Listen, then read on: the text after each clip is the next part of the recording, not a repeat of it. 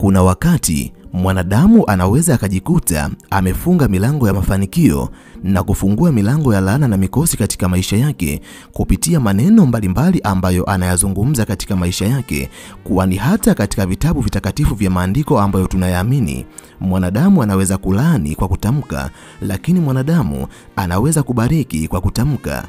Katika video hii nitakwenda kukuambia maneno ambayo hautakiwi kuyatamka wakati wa usiku, kwani kitendo cha kutamka maneno hayo kitakwenda kufungua milango ya bahati mbaya, laana, mikosi pamoja na kufunga milango ya mafanikio katika maisha yako. Kama nawe ni moja kati ya watu wanaotamani kujifunza kuhusiana na jambo hili, basi video hii imetengenezwa mahususi kwa ajili yako. Ili uendelee kujifunza mambo mbalimbali kupitia video zetu, jiunge nasi kwa kusubscribe katika chaneli hii ya Fafanuo Media. Hapo utakuwa wa kwanza kupata video zetu pindi tunapoziweka kwenye chaneli hii. Hautajutia MB zako, kwani mara zote tunajitahidi kuwa bora zaidi ya jana. Asante, enjoy. Yafuatayo ni maneno ambayo kamwe hautakiwi kuyatamka usiku unapotawala katika uso wa dunia. Namba 1, nani yupo hapo?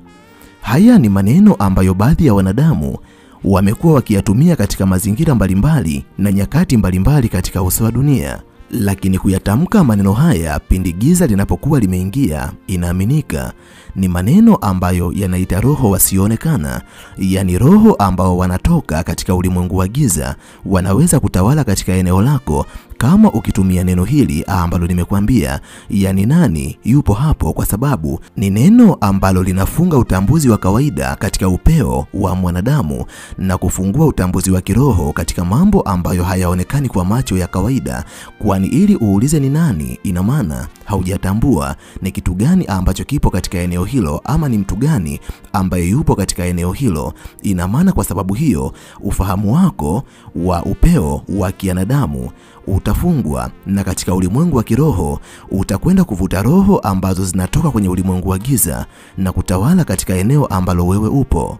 Namba 2, giza linapokuwa limeingia, kamwe usiseme najisikia hofu. Hili ni neno ambalo mwanadamu anaweza kulitamka katika hali ya kawaida, lakini katika ulimwengu wa kiroho ni neno ambalo linavuta nguvu za hofu na woga katika maisha yako. Utajikuta wewe ni mwanadamu ambaye unatawaliwa na hofu katika maisha yako yote. Ujasiri utatoweka ndani yako. Utakuwa mtu ambaye hauwezi kuthubutu kufanya vitu vipya kwenye maisha yako, kwa kuwa umetawaliwa na hofu ambayo uliivuta wakati wa usiku kwa kutamka maneno ya nasikia hofu. Hivyo, kama wewe ni mwanadamu ambaye unatamani ujasiri uendelee kuwa ndani yako na ukaweze kukuletea mafanikio makubwa, kamwe usilitamke neno hili unapokuwa wakati wa usiku. Namba 3, mimi sina bahati. Wapo baadhi ya wanadamu, mambo yanapokwenda kombo katika maisha yao, wanaweza kutamka maneno mbalimbali. Miongoni mwa maneno ambayo asilimia kubwa ya wanadamu hupenda kuyatamka ni mimi sina bahati au bahati haipo upande wangu.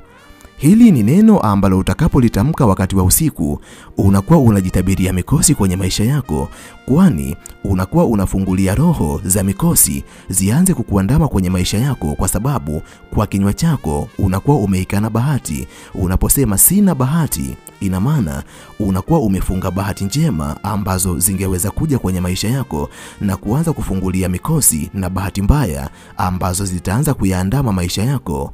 Namba 4, nitakufa.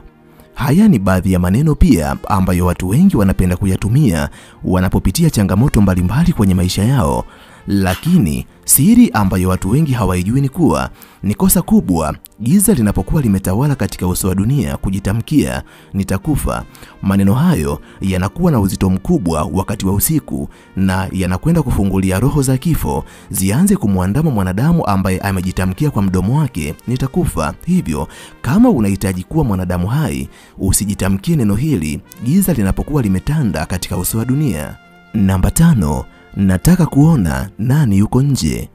Katika mazungumzo mbalimbali ambayo unayafanya wakati wa usiku, unaweza ukajikuta umetamka maneno haya, lakini jambo ambalo unatakiwa kulijua na kuliweka akilini, kuna baadhi ya maneno ambayo ukiyatamka yanakuwa ni kama speli ambayo inakwenda kufungua milango ya kiroho bila wewe mwenyewe kujua. Inawezekana baada ya kufungua mlango wa kiroho, kuna viumbe mbalimbali wa kiroho ama nguvu mbalimbali za kiroho zitaanza kutawala katika sehemu ambayo upo. Kama ni nguvu mbaya, basi mambo yako yatakwenda kuharibika. Hivyo ni vema kujizuia usitamke neno hili, nataka kuona nani yupo nje, kwa sababu siri ambayo unatakiwa kuijua na kuiweka akilini, sisi wanadamu, ulimwengu ni sehemu yetu ya ndani, yani dunia ambayo tunaishi ni sehemu yetu ya ndani, lakini sehemu ya nje kwetu ni ulimwengu wa kiroho, na viumbe wanaoishi katika ulimwengu wa kiroho, ulimwengu huo ni sehemu yao ya ndani, lakini sehemu yao ya nje ndio ulimwengu ambao tunaishi mimi na wewe, yani ulimwengu wa damu na nyama. Hivyo utakapotamka kauli hii, unataka kuona nani yupo nje, inamaanisha unafungua milango ili ukaweze kuona viumbe ambao wapo nje ya ulimwengu ambao tunaishi mimi na wewe. Namba 6, hii nyumba ni ya ajabu sana. Zipo nyakati ambazo kutokana na vitu mbalimbali ambavyo vinatendeka kwenye makazi yetu, tunaweza tukajikuta tukitoa maoni yetu juu ya vitu hivyo, na miongoni mwa maoni ambayo yanaweza kutolewa na wakazi ni kuwa hakika hii nyumba ni ya ajabu sana. Jambo ambalo unatakiwa kulijua na kuliweka akilini, utakapotamka neno hili wakati wa usiku, unakuwa umethibitisha kuwa katika makazi yako kuna uwepo wa nguvu zisizokuwa za kawaida, kwani ajabu ni kitu kisichokuwa cha kawaida. Hivyo unakwenda kufungulia nguvu ambazo si za kawaida kwenye makazi yako, na inawezekana mikosi, laana na nguvu hasi zikaanza kutawala kwenye makazi yako mara baada tu ya kutamka kauli hiyo. Hivyo usiku unapokuwa umetawala katika uso wa dunia, ni wakati ambao hautakiwi kulitamka neno hilo, kwa sababu litakwenda kufungulia laana na mikosi maishani mwako. Namba 7, nina hasira sana. Ni kweli kuna baadhi ya nyakati ambazo kutokana na maudhi ya watu mbalimbali au matukio mbalimbali ambayo yanatokea karibu na wewe yanaweza kukusababishia hasira, lakini usiku unapokuwa umeingia, utakapotamka kauli hii, mimi nina hasira sana, ni miongoni mwa maneno ambayo unaweza kuyachukulia kawaida katika hali ya kawaida, lakini katika ulimwengu wa kiroho ni neno ambalo linakwenda kuvuta negative energy, na negative energy itakapoingia ndani yako na kutawala katika makazi yako, itakwenda kufunga milango ya mafanikio, ambapo utashangaa bahati mbaya na mikosi ambayo hauelewi inatokana na nini vinaanza kutokea katika maisha yako. Namba 8, sijui nitafanikiwa lini. Hii ni kauli ambayo mwanadamu anaweza kuitamka pale changamoto mbalimbali ambazo hakuzitarajia zinapotokea katika maisha yake, kwani kuna muda ambao mwanadamu anaweza akawa anapambana, lakini matokeo yanakuja tofauti na matarajio yake, na huu ni wakati ambao binadamu hujitamkia maneno mbalimbali. Moja kati ya maneno ambayo wanadamu wanaweza kuyatumia ni kuwa sijui nitafanikiwa lini. Utakapotamka neno hili katika wakati ambao giza limetawala kwenye uso wa dunia, ni wazi kuwa neno hili litakuwa na uzito katika ulimwengu wako wa kiroho, kwa sababu ili mwanadamu aweze kufanikiwa anahitaji nguvu ambayo ina mtiririko wa mafanikio yake. Utakapotamka neno hili, ina maana unakatisha mtiririko wa mafanikio yako.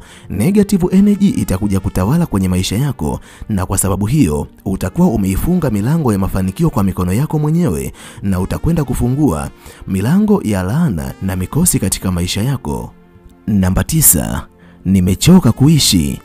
Ni baadhi ya maneno ambayo baadhi ya wanadamu hupenda kuyatumia kwa sababu ya mambo mbalimbali mabaya ambayo yametokea katika maisha yao. Unaweza ukajikuta umelitamka neno hili kwa sababu ya matukio fulani mabaya ambayo haukuyatarajia katika maisha yako, lakini kama utalitamka neno hili wakati wa usiku, utakuwa umelidhihirisha kwa kinywa chako mwenyewe kuwa hautamani kuendelea kuishi tena. Kwa sababu hiyo, roho za mauti zitaanza kuyaandama maisha yako, na ni wakati ambao utaanza kuyaona mabadiliko makubwa kwenye maisha yako. Haijalishi ni matukio gani mabaya yametokea kwenye maisha yako, ikiwa ni wakati wa usiku, usijitamkie kifo kamwe. Namba 10, Kuna mtu ananitafuta. Haya ni baadhi ya maneno ambayo baadhi ya wanadamu hupenda kuyatumia pale wanapohitilafiana na binadamu wengine. Lakini jambo ambalo unatakiwa kulijua, kulitamka neno hili wakati wa usiku, haijalishi upo katika wakati gani. Ni neno hatari ambalo huwa ni speli ambayo inakwenda kufungua milango ya roho za vivuli, ambapo roho za vivuli huwa zinavutiwa sana na tamko kama hilo, na roho hizi zinapoanza kuyaandama maisha yako, kamwe hautaweza kuona nuru kwenye maisha yako. Kila ambacho utakuwa unakifanya kwenye maisha yako kitatawaliwa na giza ambalo limeletwa na roho hizo, hivyo maisha yako yataanza kupoteza uelekeo. Namba 11. Kuna sauti naisikia. Nani huyo? Mara nyingi unapotamka neno kama hili wakati wa usiku, unakuwa unataka viumbe wa kiroho waweze kujitambulisha katika maisha yako, na wakati mwingine ujio wa viumbe hawa katika maisha yako unaweza kuja na negative energy, kitu ambacho kinakwenda kufunga milango ya mafanikio yako. Namba 12. Sioni tumaini tena. Kuna baadhi ya nyakati mwanadamu anapopitia magumu hujikuta akitamka neno hili, lakini ni hatari kulitamka neno hili giza linapokuwa limeingia duniani, kwani utakapotamka hauoni tumaini tena, unakuwa umekaribisha upofu katika tumaini ambalo unalo katika maisha yako. Ina maana roho za upofu zitakuandama kwenye maisha yako, kwani kitendo cha kutoona ni kitendo ambacho huwatokea binadamu ambao ni walemavu wa macho, lakini tumaini ni kitu ambacho ni tarajio lako kwenye maisha yako. Kitendo cha kusema haulioni tumaini lako katika ulimwengu wa kiroho, unakuwa umekiri kwa kinywa chako kuwa tumaini lako limetawaliwa na giza na macho yako yana upofu, hivyo tumaini lako halitaweza kufanikiwa. Utajikuta umepoteza uelekeo katika ndoto na malengo uliyokuwa nayo, kwa sababu utaanza kuandamwa na roho za upofu kwenye maisha yako. Namba 13. Nataka kuondoka duniani. Ni miongoni mwa maneno ambayo asilimia kubwa ya wanadamu hupenda kuyatumia katika maisha yao, lakini neno hili lina madhara makubwa katika ulimwengu wa kiroho, kwani chochote ambacho unakitamka kwa kinywa chako kinakwenda kujithibitisha katika ulimwengu wa kiroho. Utakapotamka unataka kuondoka duniani, inamaanisha katika ulimwengu wa kiroho unakuwa umefungulia roho za mauti zianze kukuandama, kwa sababu wewe ni mwanadamu ambaye haufurahishwi na uwepo wako wa hapa duniani. Namba 14. Mungu amenisahau. Hii ni kauli ambayo binadamu wengi wanapenda kuitumia pale wanapopitia nyakati ngumu katika maisha yao, kwani baadhi ya binadamu wanadhani magumu ambayo wanayapitia kwenye maisha yao ni kwa sababu Mwenyezi Mungu hayupo upande wao tena. Utakapotamka kauli hii wakati wa usiku, ina maana unakuwa unauondoa uwepo wa Mungu kwenye maisha yako, unakiri kuwa Mwenyezi Mungu hakukumbuki, na hapo unakuwa unakaribisha viumbe wabaya, roho chafu na nguvu za giza katika makazi yako, na kuanzia hapo utazungukwa na nguvu hizi ambazo kwa namna moja au nyingine zinakwenda kufunga milango mizuri ya mafanikio kwenye maisha yako. Namba 15. Hii nyumba ina nuksi. Kuna matukio mbalimbali yanapotokea kwenye nyumba yako, kuna maneno mbalimbali ambayo huwa unapenda kuyatumia kwa ajili ya kudhihirisha hisia ambazo zipo ndani yako. Kamwe usitamke neno hili giza linapokuwa limeingia, kwani kitendo cha kutamka neno hili, baraka na positive energy vitaondoka kwenye nyumba yako. Negative energy, mikosi na laana vitasogea kwenye nyumba yako, ikiwa ni pamoja na roho chafu, jambo ambalo litakwenda kusababisha mikosi mbalimbali, bahati mbaya zisizotarajiwa kuanza kutokea kwenye makazi yako. Namba 16. Ni nani anayenichukia hivi?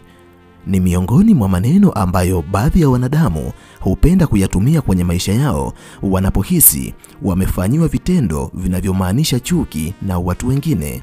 Kulitamka neno hili wakati wa usiku ni kufungulia roho za chuki kwenye maisha yako, na utajikuta unakuwa miongoni mwa binadamu wanaochukiwa na watu wengine bila sababu ya msingi, kwa sababu roho za chuki zitakuwa zimekaribishwa na maneno yako ndani yako. Ni vema kujizuia usilitamke neno hili, hasa unapokuwa wakati wa usiku. Namba 17. Sintafanikiwa kamwe. Ni baadhi ya maneno ambayo wanadamu wanapokuwa kwenye nyakati ngumu wanaweza kuyatumia Ama wanapotumia jitihada kubwa alafu majibu yakaja tofauti na matarajio yao, roho zao zinapokuwa zimekata tamaa, wengi wao hujiona kama watu ambao hawawezi kufanikiwa, na baadhi yao hujitamkia maneno haya: sintafanikiwa kamwe. Utakapotamka neno kama hili, hasa wakati wa usiku, ina maana unakuwa umekiri kwa kinywa chako, unakuwa umemanifesti umaskini kwenye maisha yako. Inamaanisha roho za umaskini zitaanza kukuandama na mafanikio yataondoka, kwa sababu umeifunga milango ya mafanikio kwa mikono yako mwenyewe. Na kuanzia hapo utajikuta asilimia kubwa ya vitu ambavyo unavifanya havifanikiwi ni kwa sababu unakuwa umekiri kwa kinywa chako kuwa wewe ni maskini, hautafanikiwa. Namba 18, nina laana. Kuna baadhi ya watu kutokana na vitu mbalimbali ambavyo wanapitia kwenye maisha yao, wanapenda kujitamkia kuwa wanahisi wana laana. Utakapotamka kauli hii, unakuwa umekiri kwa kinywa chako kuwa wewe ni mwanadamu usiyekuwa na rehema wala baraka ya Mwenyezi Mungu katika maisha yako. Hivyo umetawaliwa na laana, na baada tu ya kumaliza kutamka maneno hayo, baraka itajifunga, rehema za Mwenyezi Mungu zitaondoka mbali na wewe. Utaanza kukabiliwa na laana, mikosi pamoja na bahati mbaya ambazo hauelewi zinatokana na nini kwenye maisha yako. Haijalishi unapitia wakati mgumu kiasi gani, usijitabilie laana wala usijitamkie laana kwenye maisha yako, kwa sababu unachokitamka ndicho kinachotokea katika ulimwengu wa kiroho. Namba 19, nimechoka kupambana. Haya ni maneno ambayo wakati mwingine wanadamu wanaweza kuyatamka katika nyakati ambazo wanajitahidi kufanya vitu fulani, lakini vitu hivyo haviwi kama ambavyo wanatarajia. Kutamka neno hili wakati wa usiku ni hatari, kwa sababu unakaribisha roho za umaskini kwenye maisha yako, kwani siku zote binadamu wenye mafanikio huwa hawachoki. Kila wakati huwa wanajihisi wana nguvu mpya ambayo inatokana na msukumo ambao upo ndani yao. Lakini wewe utakapokiri kwa kinywa chako kuwa umechoka kupambana, ina maana roho za usubutu ambazo zipo ndani yako zitaondoka. Hali zote ambazo zilikuwa zinakusukuma kufanya kitu fulani ili ukatimize malengo yako zitaondoka, na sasa utajikuta umefunga milango ya mafanikio yako kwa mikono yako wewe mwenyewe. Hivyo usitamke kauli hii hasa wakati wa usiku. Namba 20, ninaogopa kulala. Baadhi ya watu wanaweza kutamka kauli hii kwa sababu labda umeme umekatika au wapo katika mazingira ambayo ndani yao wanahisi hofu, jambo ambalo unatakiwa kulijua na kuliweka akilini. Kitendo cha kutamka kauli hii ni kuleta roho za hofu katika maisha yako, na utajikuta umeanza kutawaliwa na hofu hata ya kuthubutu kufanya vitu mbalimbali kwenye maisha yako, na hapo utakuwa umefunga milango ya mafanikio kwa mikono yako na kukaribisha maisha ya umaskini. Badala ya kutamka maneno hayo usiku unapoingia, pendelea kutamka maneno kama niko salama, kesho itakuwa siku njema, ninashukuru kwa leo, Mungu ananilinda. Haya ni maneno ambayo kila unapotamka yanavuta positive energy katika makazi yako, na unajikuta unakuwa mtu ambaye unafungua milango ya mafanikio yako kila siku. Mimi kwa leo ninaomba niishie hapa. Ninahitimisha nikiamini kuna jambo kubwa ambalo umejifunza kupitia video hii. Nikutakia wakati mwema. Asante, tukutane tena katika video ijayo.